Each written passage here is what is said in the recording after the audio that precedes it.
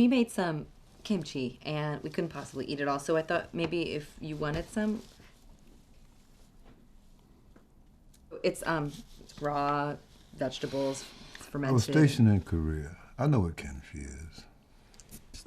Oh, yeah, of course you do. Sorry, of course you do.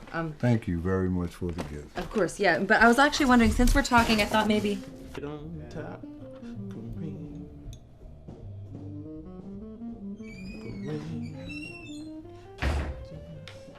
How'd it go? Exactly how you said it was gonna go. What, your kimchi didn't work its magic? People like my kimchi. No. What? Why do you think this is funny right now? It's not funny. It's not gonna be funny when I call the police, so. What? No. No. What? No. Yes. No police. No police. Because we're not gonna be those assholes. No. Remember last year, the Cinco de Mayo, the party went real late and our neighbors called the cops? Remember that? This is different. No, this is different. This is, Cinco de Mayo is one day out of a whole year, okay, to celebrate a beautiful culture, right? Right? This is every night. They're playing every night. And they promised they'd stop at 11 p.m. Okay, the police though? Yes. It's not a bit... Of course, why not? What's the worst that could happen?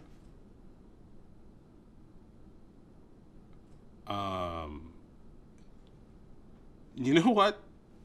I'm gonna go down with you, okay? I'm gonna go downstairs with you and we're gonna handle that. No cops. Really? All right, I'm gonna go down with you. I'm gonna put that down, Yes, put this you are. down, Put that all down. right? And Bowl in your hand. we're gonna just do this, okay? I'm gonna be Mr. You're gonna be a man? Upstanding. I am a man. I'm always a man. Right. You Except know when I'm you're a little man. baby boy, which But you you are like it when often. I'm a baby boy though. Well, yeah. And then Come I on. hit Are you you gonna with come that or man are you stuff. just not gonna? Baby. No, I'm not a baby right now. I'm in man mode. Putting on my man jacket, my man hat.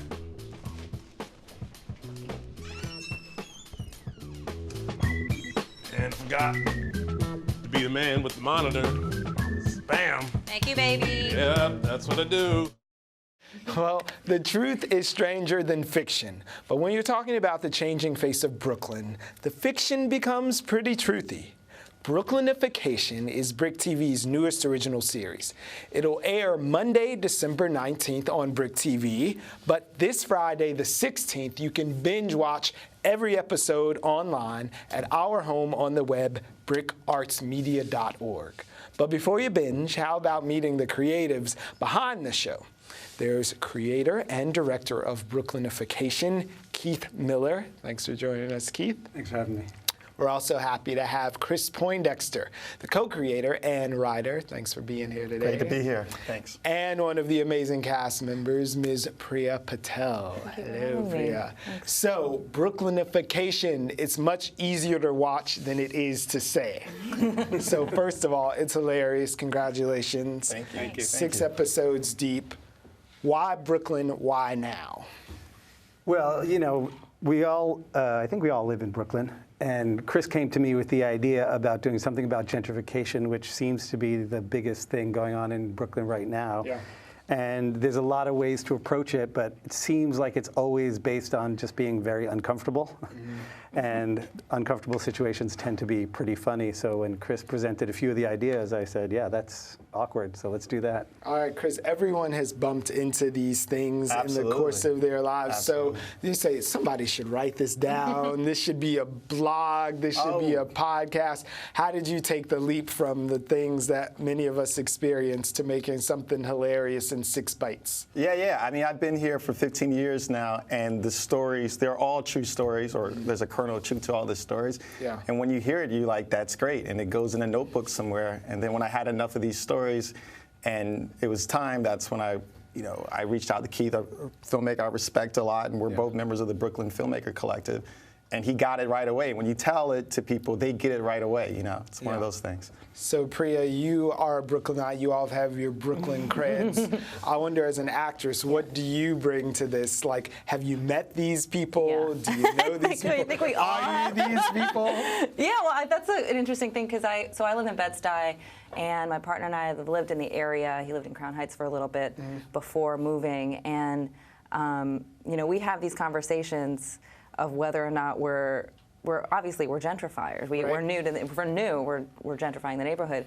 But how do you handle that, and how do you be a part of the community as opposed to just like come in with like, you know, throwing your elbows and getting, you know, making space for myself and my kind or my folks or whatever. I want to be a part of the community. So doing this was kind of fun because I played kind of an exaggerated version of that. Okay. For me, I mean, I have had issues with sound and stuff, but it was from other gentrifiers in Bushwick, so that was like an interesting thing. Yeah. But I think, you know, it's feeling a lot of the same feelings and knowing that it's not a wrong or right or what, it's just people coming together and trying to live together in a space. It's an experiment, right? Yeah, We're all exactly. stuck on this rock together. So I wanted to know, just knowing how Brooklyn this is, it's so specific that it becomes universal for anywhere you've ever lived in a kind of way by really drilling down on the Brooklynness of it. How do you guys accomplish that? Is that in the front of your mind when you make something like this? Yeah, I mean, I think the reason that I liked this project from the beginning, both my feature films are set in Brooklyn. They're very much about changing face of Brooklyn, the current face of Brooklyn. But when Chris came to me, he wasn't simply saying gentrifiers are this and longtime residents are that. I think it's very complicated, right? So people of color are gentrifying, and then there's white people who are being kicked out and whatever. So, I mean, there's a specific tendency towards people of color, but being kicked out. But I think it's more interesting the way that Chris approached it, which is kind of like, this is just not what you expect it to be. Right. It's more complicated, and when you make it a simple black and white issue, it's less awkward because it's just clear who's the bad guy, who's the good guy. But this is what's funny, because there are so many nuances in the thing. We see like one of my favorite lines, and I'm not giving away any spoiler alerts or anything, but about a white family endeavoring to buy a brownstone from a black couple, and she like, white privilege, because they're the white folks trying to get the black folks home. So how do you work in all those nuances and show everybody's ugly and everybody's cute as well? Sure. Well, that's based on a true story. Yeah. So looking at the people, and everyone has different motivations, right? And they want something, so it's harder to label them as bad just because they want their kids to go to a good school or be in a certain neighborhood.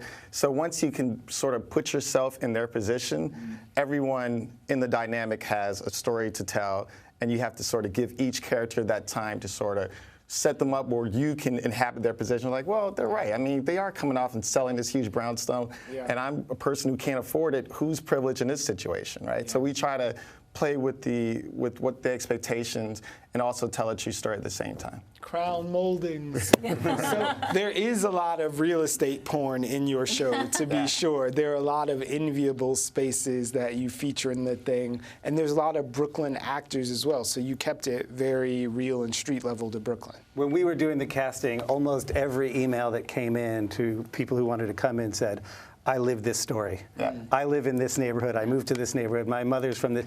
So pretty much everyone on set seems like they either were edged out of a neighborhood or were moving into a neighborhood where people were getting edged out. So it's very homespun. What did your missive say, Priya? What did you write? Did you attach, like, I would be great for this job, and I happen to come from Bushwick to Bed-Stuy? Priya had more of a movie star moment. I saw her at a desk, and I said, you have to be in. Really? Yes. See the way, right? Yep. No audition needed. I said, that face is going in this. No questions for you. You already had it too easy. Who are the other actors that are included in these? There were some familiar faces to folks who know Brooklyn and Brooklyn actors in it. Who else would you work with? One is, I think the one who's having a great moment right now is Jaden Kane, who is in The Broker. He plays the broker. Yeah. He's also in Luke Cage and The Good Wife, and he's been in a lot of things. He was in both my movies.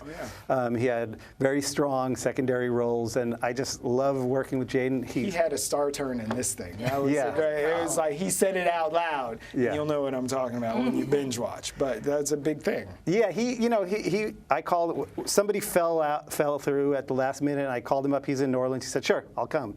Now, for a guy who just got off 11 episodes of Luke Cage, that was very cool. He came up, I gave him the 3 pages, and he said, this is 3 pages of monologue. Just all me. And he said, all right, I'll be right. And on set, all the day players were like, so you're really a real estate agent? And he said, no, I'm an actor. But he really brought it. He has that ability.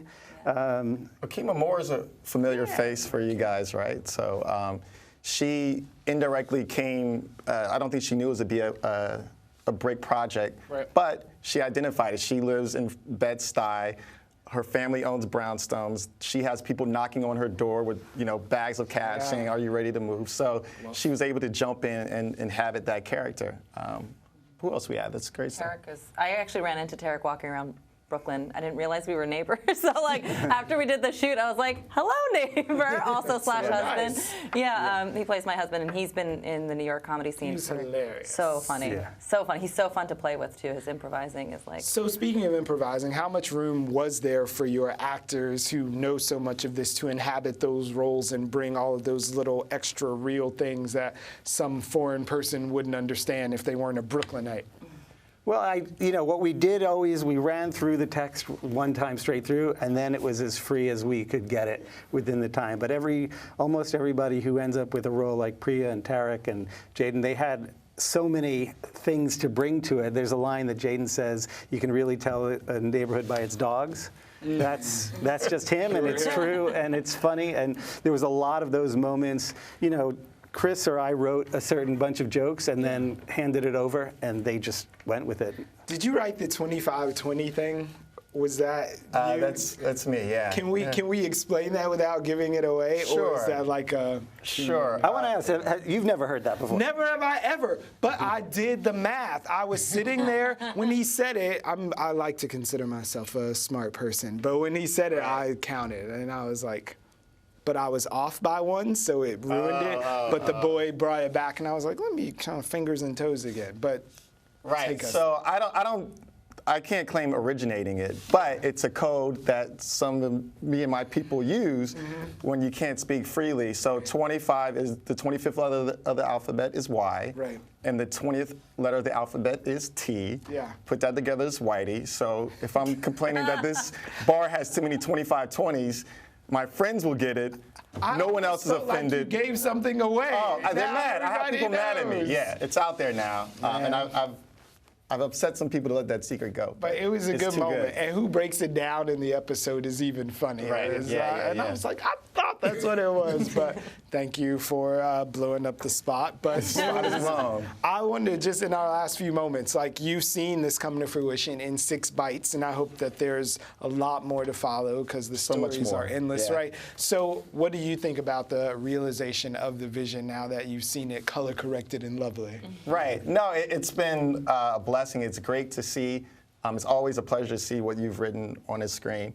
It just makes you more ambitious because there is so much more to tell. Yeah. And everywhere you go, when people hear it, they have a story to tell you, and a lot of them are good. Yeah. And so we've collected, since we've done a few screenings of this, we've collected a lot more stories, and we're just ready to go. Woof. A lot more to say. Yeah. They'll keep you in business for a long time just reading the comments under when you're done. Absolutely. So I want to ask you before we get out of here, for people who do feel inspired, who is in your coalition to make things happen? There's a lot of great people around Brooklyn who I saw in the credits who really helped to make this thing come together, I assume.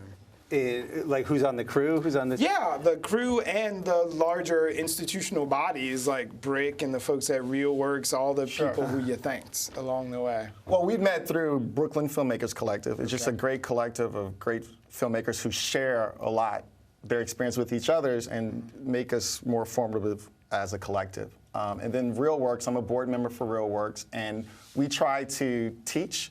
So we always had young people on set to learn, and those are great experience for us and for them as well. Well, there's BRIC, of course. If that's what we're fishing for, absolutely BRIC. We pitched this in late summer, and they were like, "Go do it," and we did it. So they're great partners to work with. All right. Well, thank you very much, Mr. Poindexter, Keith, Priya. Looking forward to the world discovering what you've done here. Thank you. Keep up the good work. Well, thank you all for joining us. It's very exciting stuff. Be sure to binge watch Brooklynification on Friday, December 16th, starting at noon. Set your clock for 12. The series is also going to be available on air starting Monday, December 19th. Don't miss it.